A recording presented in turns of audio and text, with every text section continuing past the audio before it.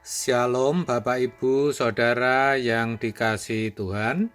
Seri pengajaran hari ini berjudul Jalan Orang Benar. Jalan orang benar yang dimaksud di sini adalah peragaan hidup orang benar atau bagaimana kebiasaan hidup orang benar. Pengertian orang benar itu sendiri harus benar atau harus jelas. Saya katakan demikian karena banyak yang salah mengerti, khususnya kita sebagai orang percaya.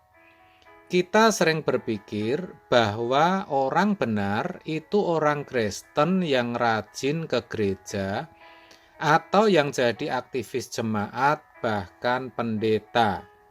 Bukan seperti itu.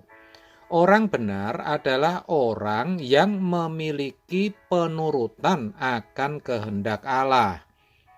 Jadi, kalau kita bicara jalan orang benar, maksudnya hidup dari orang yang memiliki penurutan akan kehendak Allah.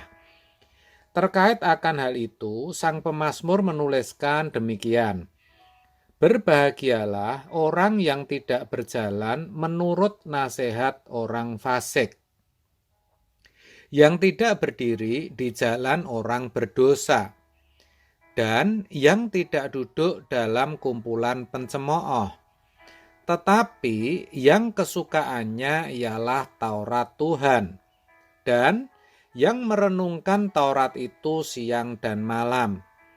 Ia seperti pohon yang ditanam di tepi aliran air, yang menghasilkan buahnya pada musimnya dan yang tidak layu daunnya. Apa saja yang diperbuatnya berhasil. Mazmur 1 ayat 1-3. Saudara, judul perikop ini adalah Jalan Orang Benar dan Jalan Orang Fasik. Orang benar dikatakan sebagai orang yang kesukaannya ialah Taurat Tuhan dan yang merenungkannya siang dan malam. Saudara, sebagai umat perjanjian baru, kita tidak punya Taurat, bukan? Maka kalimat itu harus dimaknai merenungkan firman Tuhan siang dan malam. Tentu itu tidak mudah. Kenapa?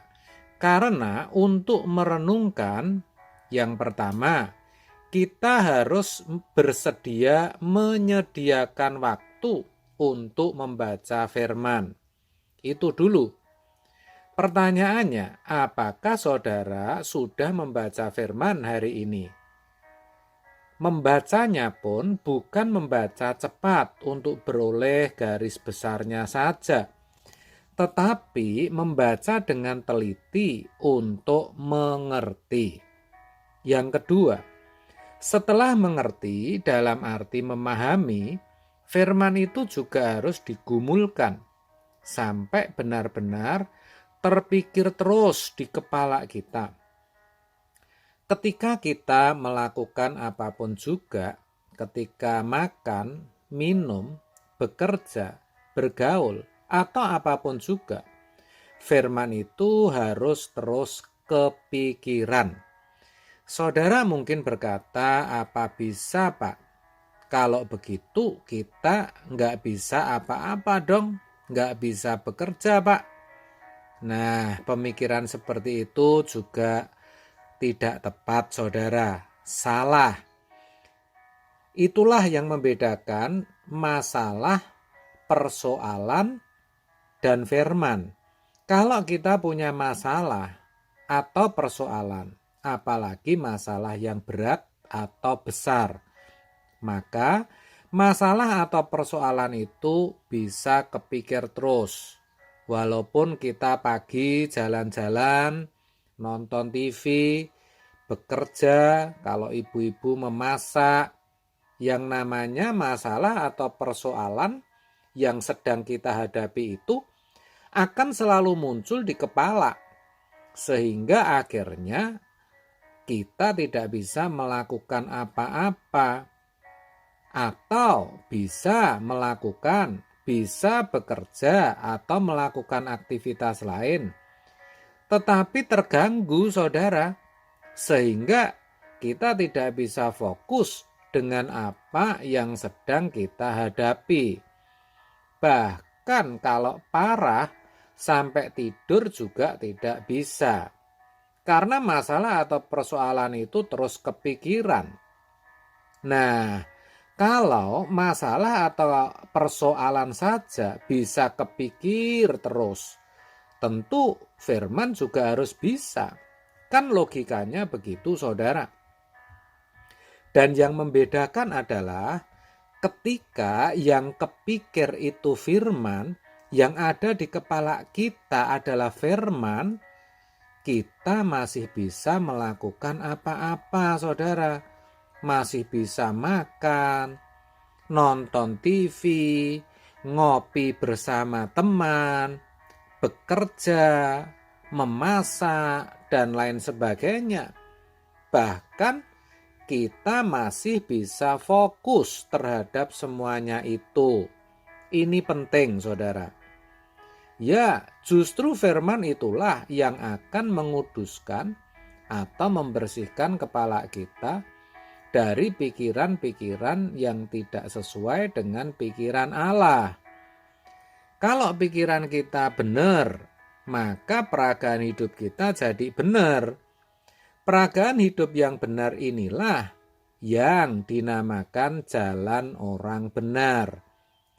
Pemazmur menggambarkan orang benar ini sebagai orang yang tidak berjalan menurut nasihat orang fasik, yang tidak berdiri di jalan orang berdosa, dan yang tidak duduk dalam kumpulan pencemooh. Apa artinya? Artinya orang yang hidupnya benar-benar bersih, benar-benar kudus, saudara. Itulah jalan orang benar. Orang benar juga digambarkan seperti pohon yang ditanam di tepi aliran air, yang menghasilkan buahnya pada musimnya, dan yang tidak layu daunnya. Apa saja yang diperbuatnya berhasil.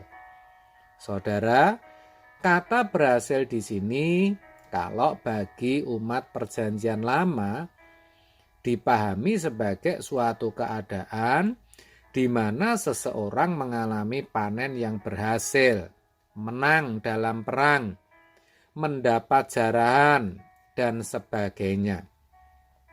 Tetapi kita sebagai umat Perjanjian Baru harus memahaminya secara berbeda. Berhasil di sini harus kita pahami sebagai suatu keadaan yang menjadikan kita semakin serupa Yesus, yang kesukaannya melakukan kehendak Bapa dan menyelesaikan pekerjaannya. Yohanes 4 ayat 34. Begitu, saudara. Jadi sekarang jelas ya, saudara, jalan orang benar adalah peragaan hidup yang sesuai dengan hidup Yesus. Itu sekali lagi tidak mudah. Karena tidak mudah, maka harus kita perjuangkan sedini mungkin. Selagi kita masih sanggup, selagi kita masih bisa, selagi masih ada kesempatan. Ya, harus begitu, saudara. Karena memang hanya jalan orang benar yang akan membawa kita kepada kemuliaan bersama Bapa di surga. Amin. Tuhan Yesus memberkati.